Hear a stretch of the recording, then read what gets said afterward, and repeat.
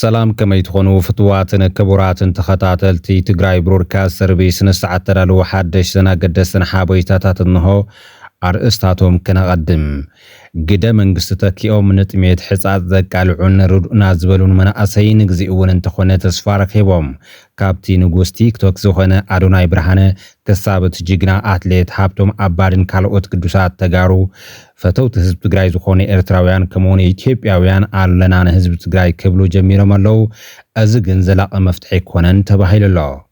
بكال حبريتا اكتيفيست برهانه ገብረጊዮርጊስ ወይ ሰብ ዝሰአነሰብ ክሳብ ኩነታት ውድብ ዝንጽር ደገፍ መሃብ ከም ዘቋረጸ አፍሊጡ ቅድም ሕዚ ከም ትፈልጥዎ ናይ ሕወሓት ደጋፊ እየ ነይረ አባል ዋላ አይኩን ግን ናይ ሕወሓት ደጋፊ እየ ነይረ ድሕሪ ሕዚ ግን እዚ ከምዚ ኢልን ከሎ ኣብ ምዕራብ ትግራይ ከተማ ሕሞራ ምስ ምክልኻል ኢትዮጵያ ብዝነበረ ግጭት ሰላማውያን ዝርከቦም ሰባት ተቐቲሎም ምንቅስቃስ ሰባት ጠጠው ከም ዝበለውን ተሰሚዕ ኣሎ ከዞንም ከፍተኛ አመራሮች መተው ነበረ እንደጋጣሚ ወርቀኞች በጣም ሲፈልጉት የነበር ኮነሬል እንዲመጣ እንፈልጋለን የሚል ነበር ያው እንደጋጣሚ ኮነሬል በሰዓቱ አልተገኘም ዛሬም ተሰብስበው እንደነበረ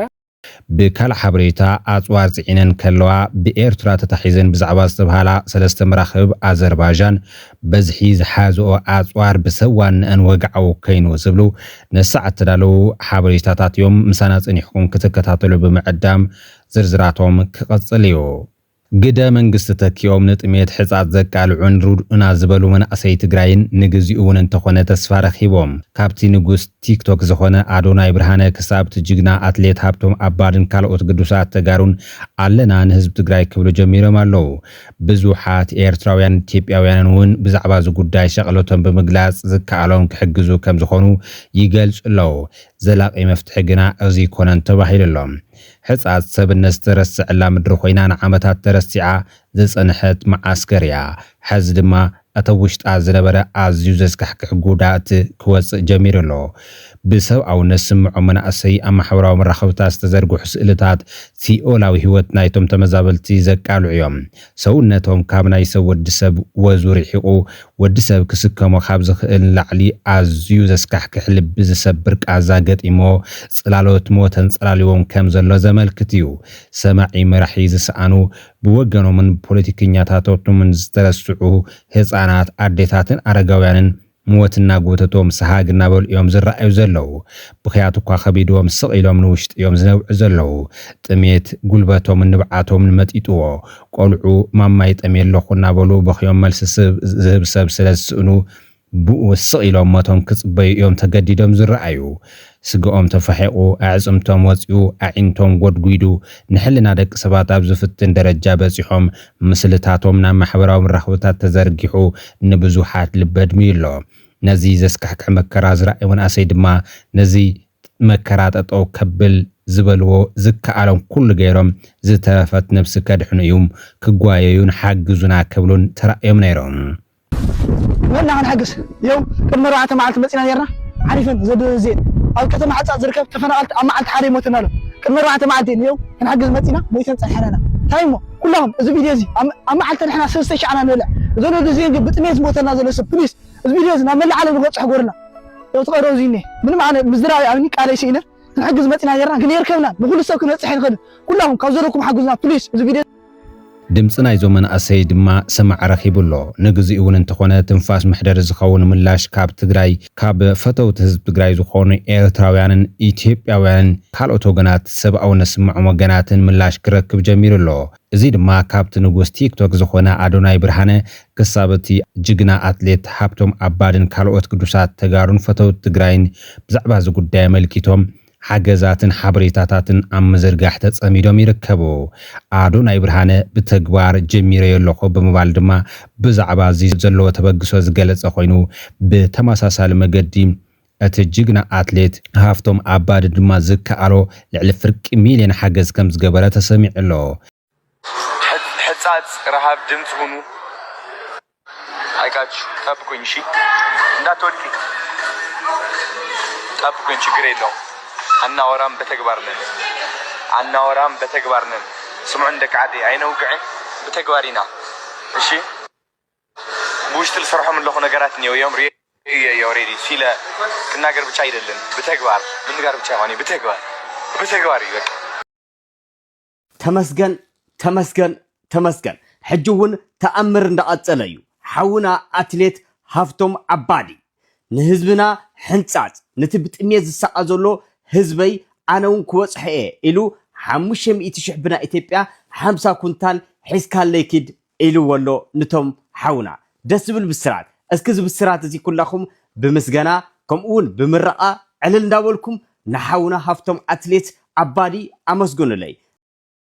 በትግራይ ክልል በህጻጽ ከተማ ምንድነው እየተፈጠረ የሚገኘው? በርካታ እናቶች እያነቡ ይገኛሉ። በርካታ ህዝብም ታዲያ በችግር ውስጥ እንደወደቀም መረጃዎች እየወጡ ይገኛሉ። ከሽሬ ከተማ ራቅ ብላ በምትገኘው በህጻጽ ከተማ ታዲያ በርካቶች በረሃብ እየተሰቃዩ በችግር ውስጥም መውደቃቸው እናቶችም በዚህ ችግር እያለቀሱ እያነቡ እንደሚገኙ መረጃዎች እየወጡ ይገኛሉ። የአካባቢው ወጣቶችም የሚችሉትን ያክል ድጋፍ ለማድረግ ጥረት እያደረጉ ይገኛሉ። ነገር ግን አሁንም ትኩረት ለህጻጽ ከተማ ሊሰጥ ይገባል። ይህን መረጃ ሁላችሁም ሼር አድርጉትም ድምጽ እንኑናቸው።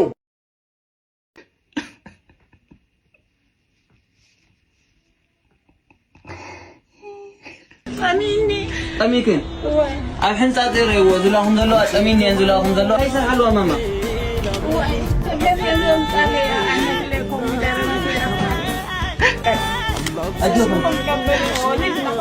ህጻጽ መጠለያ ካምፕ ወጣቱ በጣም የደከሙ አባትን ጠጋ ብሎ ምን እንደሆኑ ሊጠይቃቸው ፈለገ። እርሳቸው ግን መናገር የከለከላቸው ጥም ያደረቀው ጉሮሯቸው ነው። እንደራባቸው መናገር ፈልገዋል። እጃቸው ግን የሆዳቸውን መጣበቅ ማሳየት አልቻለም። ይህ ወጣት ይህ ነገር ገብቶታል። ከዚህ በላይ መሸከም አልቻለም። በእንባም ይህን ሁኔታ በዚህ መልኩ ለቀቀው።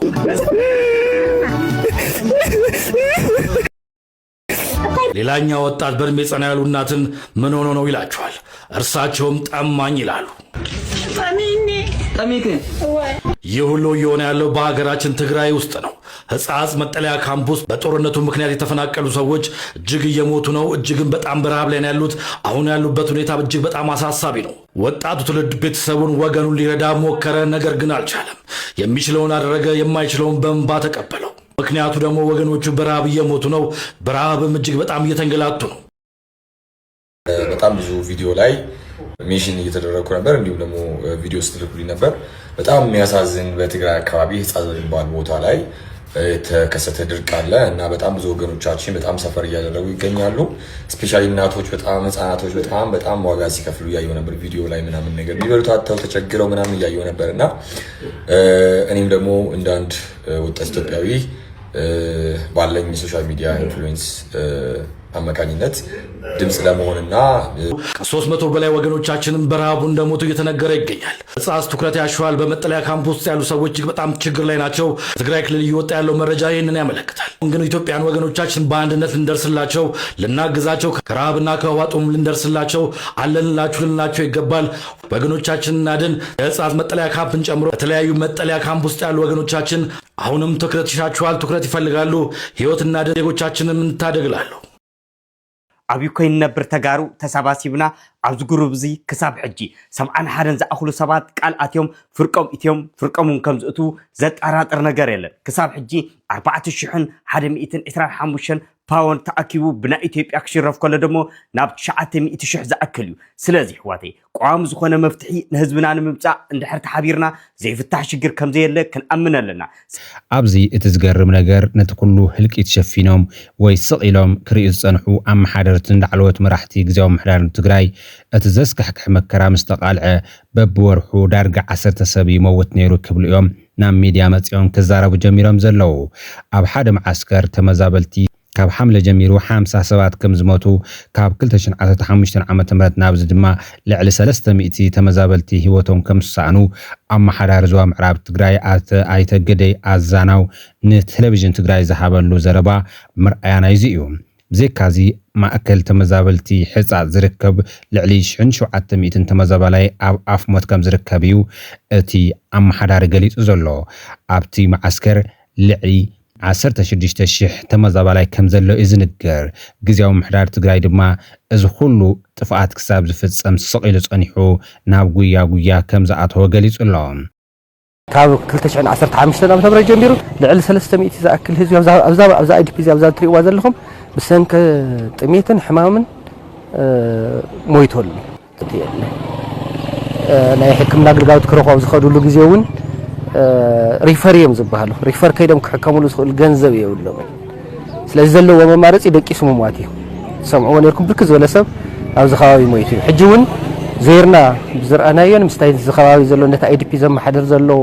ናይ ህዝቢ ኣመራርሓ ከም ዝረኸብና ሓበሬታ ኣብ ሓፂር ግዜ ህፁፅ ፍታሕቲ ተገይሮም ልዕሊ 1700 ዝኾኑ እስትንፋስ ወይ ድማ ሰባት ኣብ ሓደጋ ኣለዉ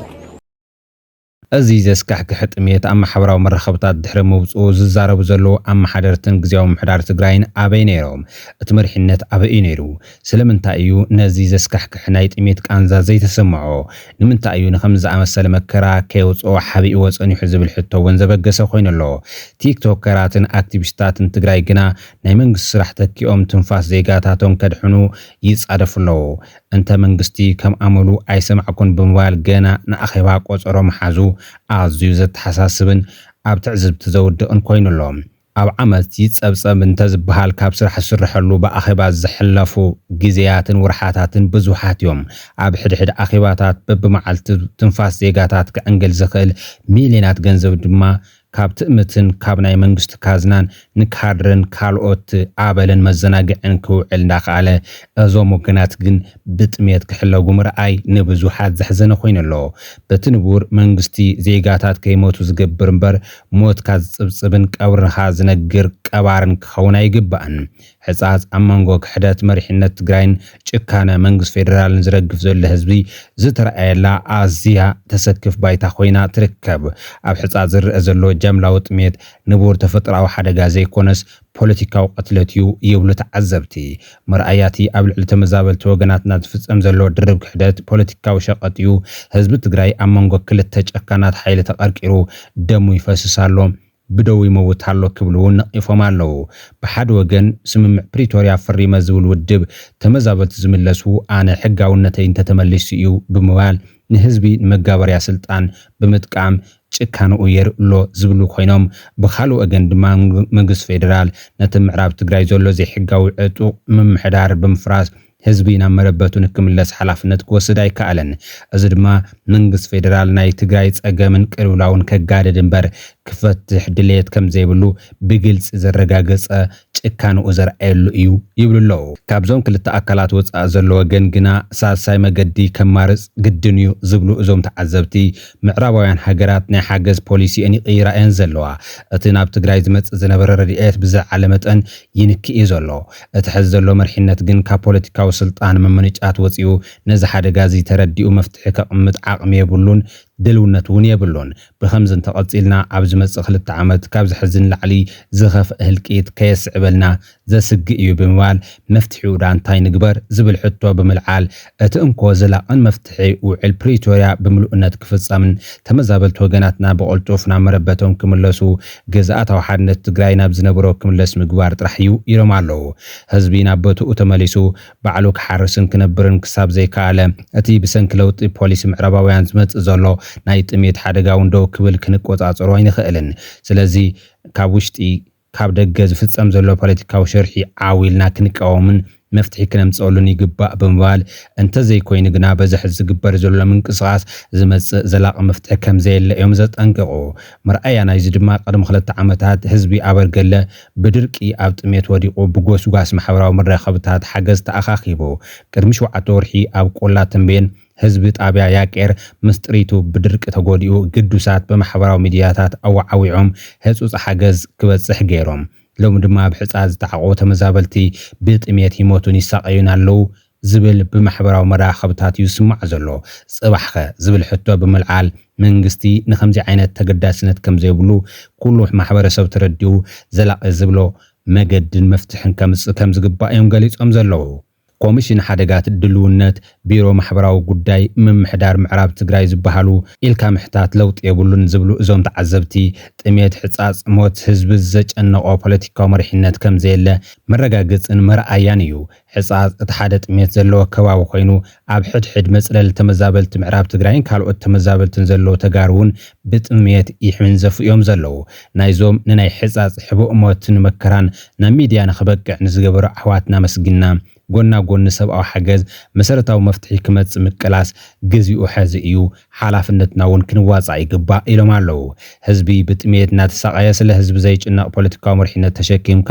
منبار كيدو خيدو هلكيتيو زبلو ازوم نز تعزب تزكافل وغنات اما وداعتا اتزلق زبهال مفتح موساد اقداس مخانو يقلص اللو فلاسفة زرع يعقوب ابز قداي زملكيتو ابز زفر صحوف تاريخ نايدك سبات وصيتيو سبب انتزي حاليو تاريخ يلن نحنا ناي تاريخ وصيتنا عصر نايت ورد تواردينا انتاويان اكسوماويان سلطنات نيرومي بحال بحافشات انتاويان تقارو سلطنات نيرومي زبحال نايب علنا قطاطر عمد فيدلات ساناتيم نقدي مركب وزتا كم زنبرنا ايو ززنتو عوي داعتو قاريسو نمنتاي داع قاريسو نمنتاي كزي قصله نزبل حتوتات تاريخاوي حتوتات نتاريخ نحدقو بمبال جيغانون إنا نبحال جيغنت ناقنا عب كويناتيو كسام أخلاي مبراق نا عراب رعرع عبيلنا نغز نيرنا بجوادا مكتنا نواغا إنا نيرنا نغز إنا نيرنا مالتيو غنا اتوم جيغانو زبحالو مغزا أمبر ممرحي يخيلون ترغو مريحنة يفلتوون ستلت أبيلكا مغزا يوم زخيلو نيروم ستلت مبال دما جوادان قرادن مبر أمراو نقحة حلنا يدلين ستراقا عميقة حساسبا يدلين دارغا كم انسات نزدل خايو كال انسا حدينكا كم مقتال كم مبراري زقصر غزاتي ساينس تكنولوجي زبحال نجر حسيبو يفلطون ببحلاون بتنبارن يوم كنبرو زدليو طليانن كالوت وررتن ناب تግራይ كمص انتلو بربرن مرفن حيزوم هوز بولو عدم سلازفوتو يوم نيرام مبال يصقم يوم از نبرم نغسنت كيسن يوم تواغيوم تتبحاله كاب حق يرحقن طليانا بعدوا سيلوم قاصيلهم غنانا عدم منم سرحو ነገር የለን ህዝቦም ኣብ ሕሱም ድኽነት ድንቁርና እንድሕረትን ይነሩ ጥልያን ዓዶም ወሪሩ ንባዕሉ እንታን ክሕሸይሉ መሰረት ልምዓት ከስፋሕፍሕ እንተሎ ምንም ዓይነት ሳይንሳዊ ቅንዓት ኣይተሰምዖምን ገዛ እስቂልካ ምግዛእ እምበር ለውጥ ምዕባለ ኣይደልዩን ንህዝቦም ይሓስቡን ህዝቦም ናብ ዝሓሸ ደረጃ ምዕባለ ህይወት ከሳግሩ ኣይኽእሉን ንዓኣቶም ህዝቢ ማለት ልክዕ ከም ጥሪት ወይ ድማ ከም ጋዕገል ጠማቃሕዮም ዝቆጽርዎ منغسناتهم زمصوم ناي دغ يخون ناي وشت صلاي حمد دفاچو يوصو ناي وشت صلايوم تخوين دما سب انتن كسك حيلوم اب الدباباي سقلو ويرشنو كابون عدوم حنت نغر يسرحلان اب كال عد زرعيو وي سمعون عدوم زتقم تمكرو اي قسمون ات حنت قسمو ازدليو تمكرون حزب خاكم يغير كان برخكا تغز اتبل طرحيام عبزي نفعات قدحتيوم كمزي نابل زمص ورد توارديو نابزاتينا زلو مرحت عدنا نايتم حلفات غزاتي ورسيوم زقصلو زلو نزحلف 30 عامታት مرحتنا بتግራይ ዲቦም ስርሕዎ ነገር ዳርጋ የለን መባሊካል ምክንያቱ ውጽኢት እዚ ከዓ ስለ ዝኾነ ህዝብ ትግራይ ካብ ኩናት ካብ ስደት ካብ ምፍንቃል ካብ ጥሜት ከውጽእ ወይ ከኣሉን እቲ ዝነበረ ፖለቲካዊ ርእየት ንህዝብ ከድሕና ይከኣልን እቲ ሕዘባይታ ዘሎ ጭቡጥ ሓቂ ነዚ ዘመስክዩ ዝብል ኮይኑ ታሪኻውያን ጸላእትና እዮም ከምኡ ገይሮምና ዝብል ዒባራ ምኽንያት ምድርዳር ኣይከኣልን ታሪኻውያን ጸላእትካ ምዃኖም እናፈለጥካ ደኣ እንታይ ትገብር ነርካ ኣብ ዝብል ሕቶ እዩ እትመልሱ ዝርከብ ምግዛእ እምበር ምምራሕ ኣይትኽእልን عشان كان عالم زبص حط بمرحنات أبينا يتصنف عالم كفل عالم كم زلخاون بجبو ترد أيكالكان سلزي إذا كله أبزبان حزب تجراي وريد زلوا معات من كليو دخمة سنفنات مرحنات نيو كلام مخنيات مقول على الدماء الزبا أساس سنفنايوم أتلومي على النتولة زلخات بمرحنات مغزلتنا ينقصويان أجزاء أمخانجن كتستوعب للكام حزون تخرت نتميت موت حصاص بمبال ابزي مسرتاو لوط كم زدليو فلاسفة زرع يعقوب اب زرغو حصوف ملكيت زلوم بكال حبريتا اكتيفيست برهانه ገብረ ጊዮርጊስ ወይ ሰብ ሳነሰብ ክሳብ ኩነታት ወዱ ዝንጽር ደገፍ ማሃብ ከም ዘቋረጽ አፍሊጡ እታ አክቲቪስት ዝኾነ ይኹን ሚዲያ ኾነ ፌስቡክ ከም መጥቃም ከም ዝተዓቀበውን ሓቢሩሎ አና ኣብ ዝኾነ ይኹን ናይ ሶሻል ሚዲያ ንጥፈታት የለኹን كساب دعوة كلهم مالتي يلاخون مخنيات سب يدناجر سلازلو يلاخون كاود ما أبزخونه يكون انترفيو قال منامنون يلاخون دحر حزي أبزخونه يكون ميديا أو سوشيال ميديا قال أبقى ما حتتون نعرشة قليلة اللخو مالتي زي ترى حيكونن نايزخونه يكون ودبون دقافي يكون قد ما حز خمت فلتوه نحو حد دقافي نيره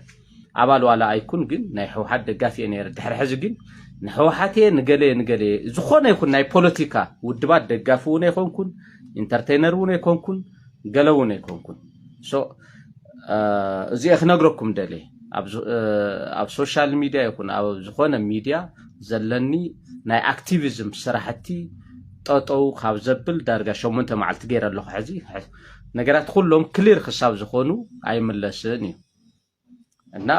ፕሊስ ብፍላይ እዚ ልፍዓተይ ተስፋ ወርልድ ልብል ሪፖርት ብምግባር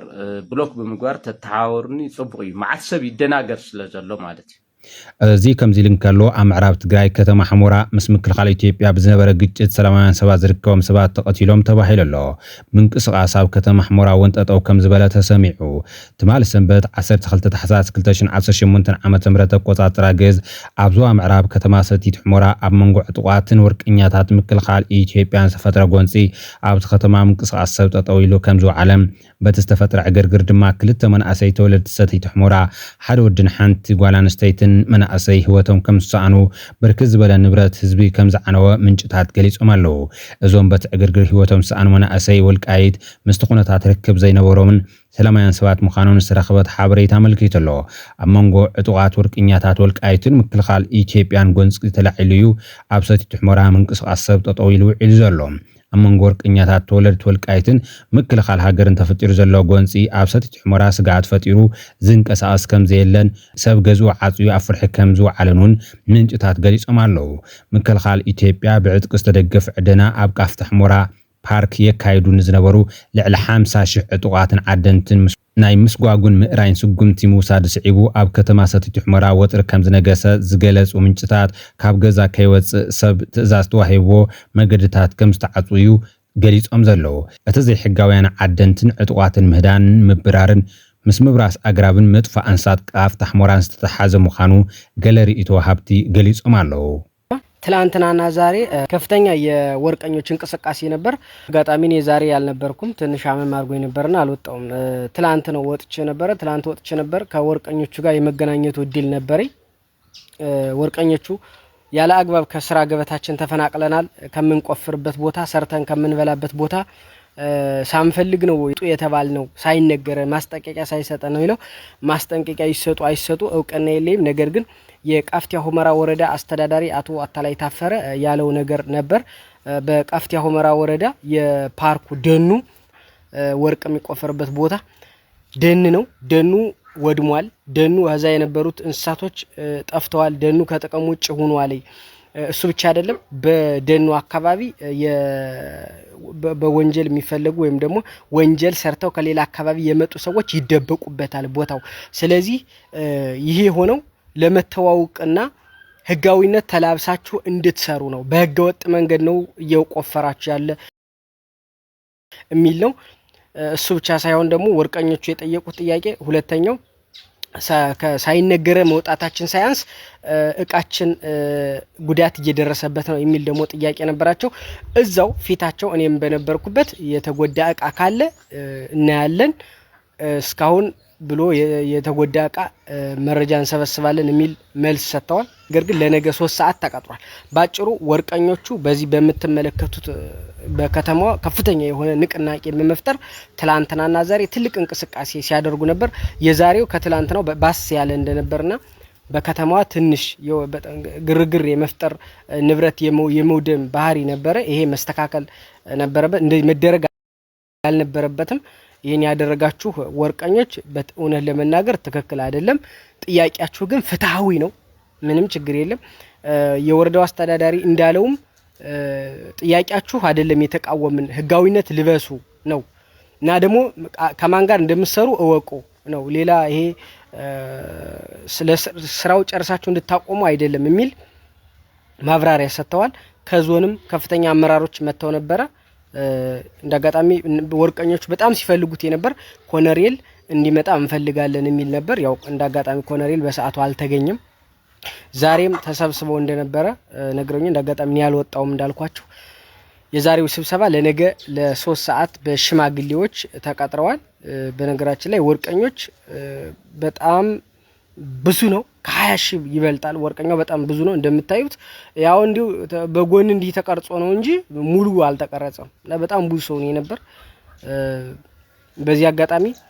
እንደዚህ በመሆኑ እኔ በግሊ አፍሬያለሁ ማለት ቀስ ተደርጎ በደብዳቤም በምንም ተደርገ በአግባቡ ተነግሯቸው ቀስ ብሎ ወደ ጉዳይ ወደ ህጋዊነቱ እንዲላበሱ ማድረግ እንጂ እንደዚህ ባንዴ ግር ብለው ሲወጡ ለጠላት መጠቀሚያ ይሆናሉና ጥንቃቄ ይሻል ይሄ ነገር አመሰግናለሁ ኣመወዳእታ ኣጽዋር ጽዒነን ከለዋ ብኤርትራ ተታሒዘን ብዛዕባ ዝተብሃለ ሰለስተ መራኽብ ኣዘርባይጃን ብዝሒ ዝሓዘኦ ኣጽዋር ብዝምልከት ብሰብዋ ንአን ወግዓዊ ኮይኑ ብ7 ሕዳር 2024 ሰለስተ መራኽብ ኣዘርባይጃን ሰለስተ መራኽብ ኣዘርባይጃን መትረብ ስዊዝ ዝሓሊፈን ናብ ሕቡራት ኢማራት ዓረብና ምርሓን ከለዋ ካብ ዓለም ለኻዊ መስመር መራኽብ ሰጊረን ናብ ማያዊ ግዝኣት ኤርትራ ስለዝኣትዋ ብሓይሊ ባሕሪ ተታሒዘን ተባሂሉ ነይሩ እዩ እተን ሰለስተ መራኽብ 18 ባሕረኛታት 6 ብረት ዝዓጠቑ ሓለዋ ባሕሪ ሒዘን ነይረን ተባሂሉ ኣሎ እቶም 18 ተወለድቲ ኣዘርባይጃን ባሕረኛታት ኣብ መወዳእታ ሰሙን 2025 መጋቢት ነፃ ከወፍነውን ከለዉ እቶም ዝተረፉ 6 ስሪላንካውያን ኣባላት ሓለዋ እተን መራኽብ ከዓ ድሕሪ ዝተገብረ ዲፕሎማስያዊ ፃዕሪ ድሕሪ ናይ ኣስታት 1 ዓመት ማእሰርቲ ኣብ ዝሓለፈ ጥቅምቲ ከም ዝተለኣኹ ነናብ ዓዶም ከም ዝተፈነው ተገሊጹ ዘሎ እተን መራኽብ ግን ጉዳየን ኣብ ዘይብቅዕን ተባሂሉ ኣሎ ኣብ ትሕቲ መንግስቲ ኤርትራ ስለ ዘለዋ ክምለሳሉ ነተን መራኽብ ዝውንን ትካል ብመገዲ እቶም ብትካላት ኢንሹራንስ ተወከለ ብሪጣንያዊ ትካል ይሓትታሎ ተባሂሉ ኣሎ ሓደጋ ንዘጋጠመን መራኽብ ኣብ ምውፃእ ንዝተጨዋያ መራኽብ ኣብ ምፍታሕ ካልእ ተመሳሳሊ ነገራትን ትካላት ኢንሹራንስ ወኪሉ ዝሰርሕ ብሪጣንያዊ ትካል ቫንጋርድ ቴክኖሎጂ ዝተባሃለ ትካል እቲ ነተን ኣብ ኤርትራ ዝርከባ መራኽብ ኣዘርባይጃን ክፍትሓ ውክልና ተዋሂቦ ዘሎ ትካል ምዃኑ ተገሊጹ ኣሎ እቲ ትካል ክሳብ ጥቅምቲ 2025 ኣብ ዘሎ ግዜ እተን መራኽብ ኣብ ዓሰብን ኣብ ጥቓ ባፅዕ ገደማ ኣብ ዝበሃል መዓስከር ሓይሊ ባሕሪ ተዓሽገን ከም ዘለዋ እዩ ገሊጹ ዘሎ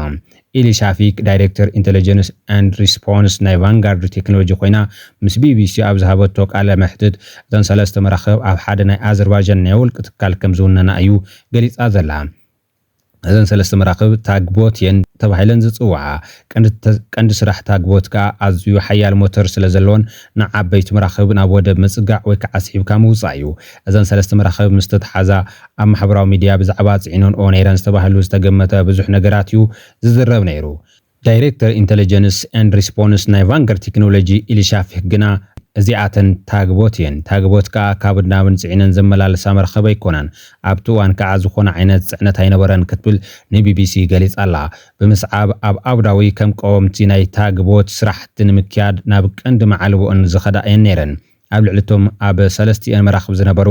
18 ባሕረኛታት ነቲ ካብ ናብን መትረብ ስዊዝ ብባኤል መንደብ ዝጓዓዝ መራኽብታት ዝነበረ ዘጋጥም መጥቃዕትታት ንምክልኻል ኣብ ውሽጠን 6 ብረት ዝሓዙ ሓለዋ ነይሮምን ብምባል ካብ ዝወፃኢ ዝኾነ ዓይነት ጽዕነት ኮነ ኣጽዋር ከም ዘይነበረን ገሊጹ ኣላ